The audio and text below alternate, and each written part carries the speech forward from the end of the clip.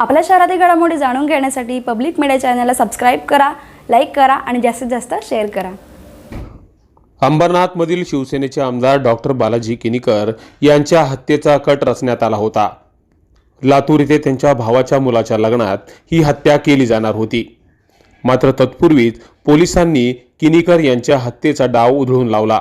16 तारखेला नेरळ इथे या कटासाठी बैठक देखील झाली होती। तिथे पैशांची देवाणघेवाण झाल्याची सूत्रांची माहिती आहे। यावरूनच आमदार किनीकर यांची हत्या करण्यासाठी एक मोठं प्लॅनिंग केलं जात होतं। दरम्यान या सगळ्या गोष्टीचा खुलासा आमदार किनीकर पत्रकार परिषदेत करणारच आहेत।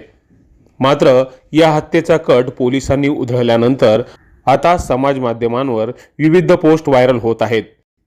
अंबरनाथ शहराचा रक्तरंजित इतिहास आहे।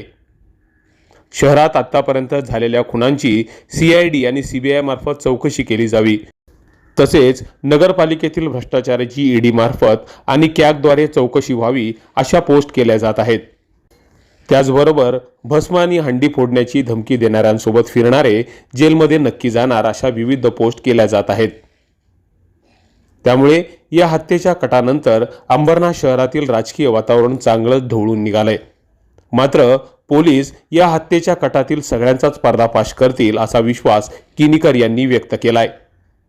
Public media, Ambernath.